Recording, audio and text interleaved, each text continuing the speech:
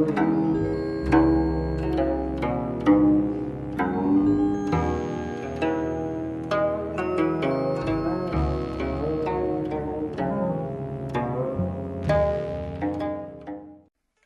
位同道，各位朋友，大家好！而家咧，我喺度咧介紹呢個合家拳，將合家拳嘅歷史啊，同埋佢一啲技術特點啊，咁樣做一個簡單嘅介紹。首先要講明一點嘅係，我喺呢度咧唔係作為一個受業者啊，而係咧應該講話咧，我有一個將呢個拳作為一個介紹啊，因為咧呢個合家拳嚟講咧。我作為我本人，作為自己本人嚟講咧，我覺得自己都仲唔係話有好水平，唔係好高啊，所以咧就係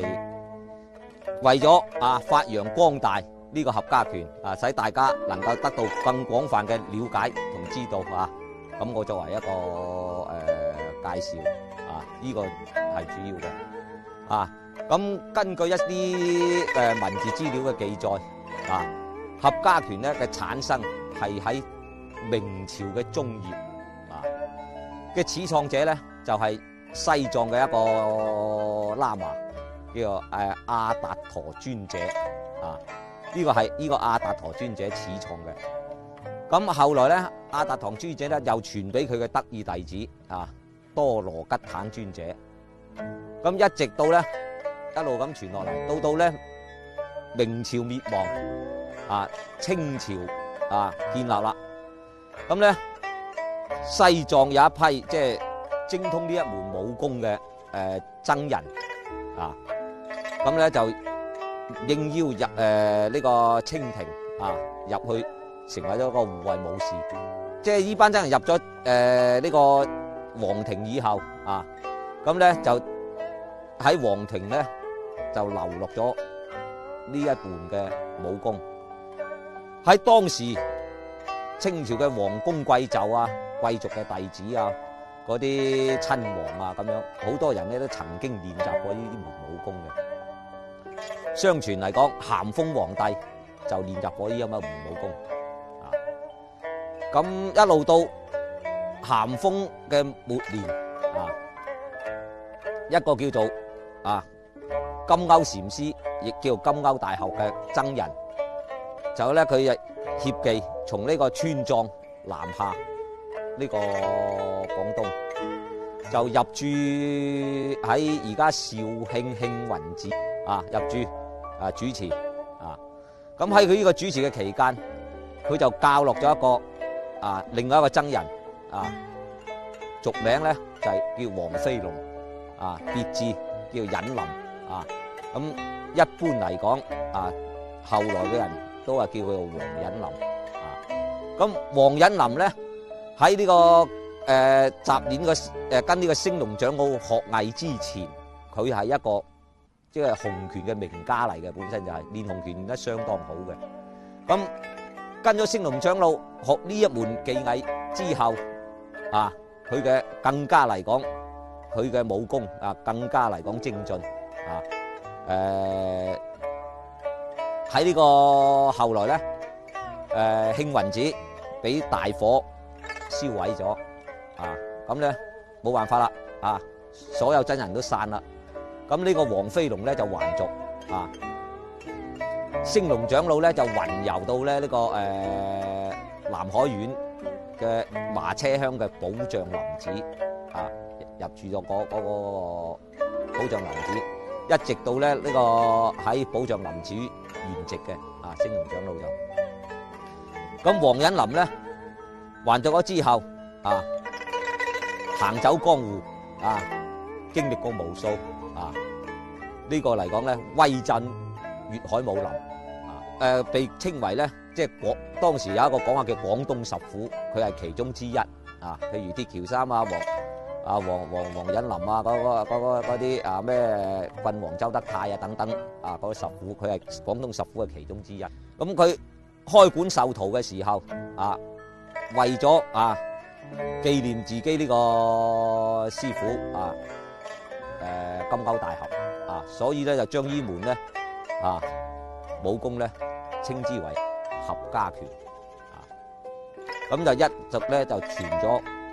幾代。呢幾十年嚟啊，合家拳咧經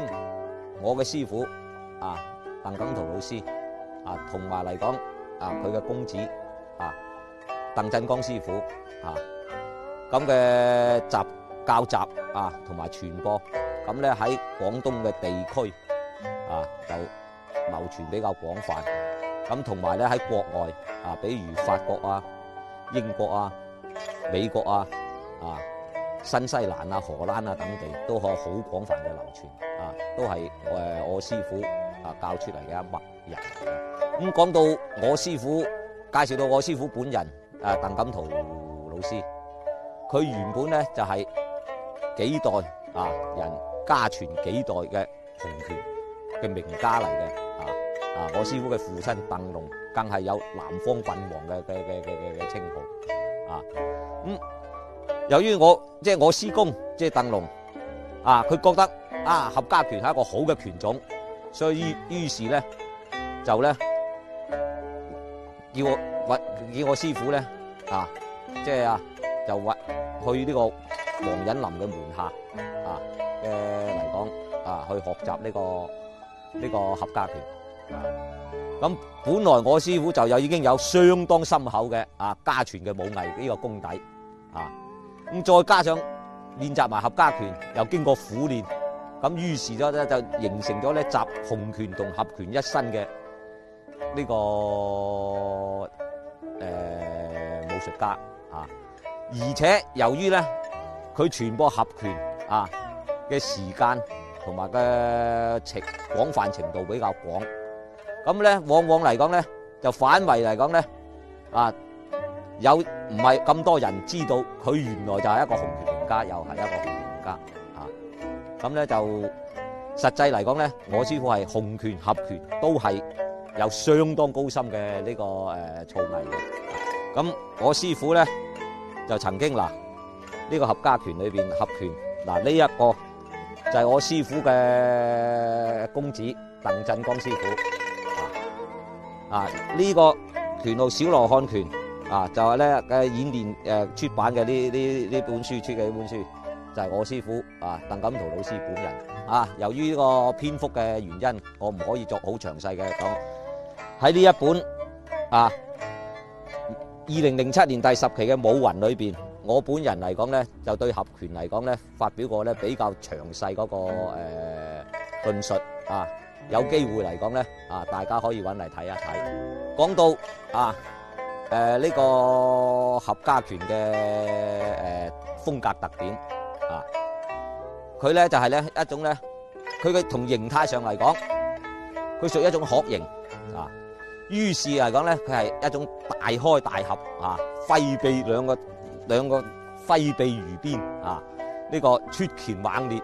力重橋沉有開碑裂石之感恨天無處，恨地無還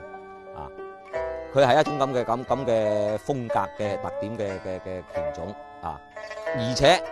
佢要求除咗兇猛之外手法極為兇猛之外，佢力求嗰個速度要好快呢個嚟講咧，可以話咧，佢要以咧排山倒迅雷不及掩耳之勢演出排山倒海之勢咁加上咧佢發聲助力而同埋拳勢嚟講猛烈所以咧就有開拳則山岳崩頹，呼喝則風雲變色咁嘅風格特點咁呢一種拳嚟講咧，適合嚟講身壯力健嘅人練習嘅，由於佢比較消耗體力咁但係從呢個手法上佢並不花哨好簡單啲手法但係嚟講咧就係力求佢嘅力量速度步法身法嘅靈活咁所以大家喺練習嘅時候咧，對基本嘅功法嚟講咧，一定要嚟講咧呢個比較熟練之後再嚟一步步咁樣走咁先嚟講咧，容易嚟講把握呢家嘅功夫咁合家拳咧，簡單介紹到呢度。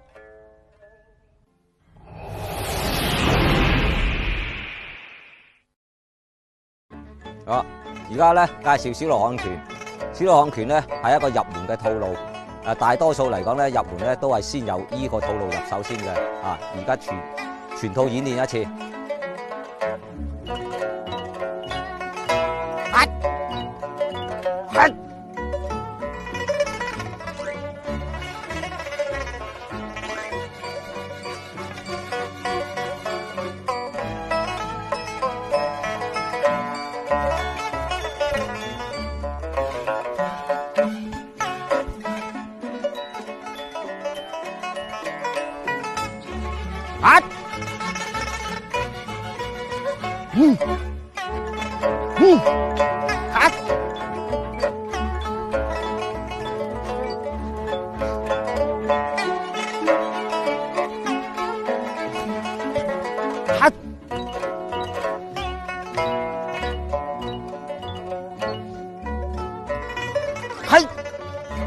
嘿。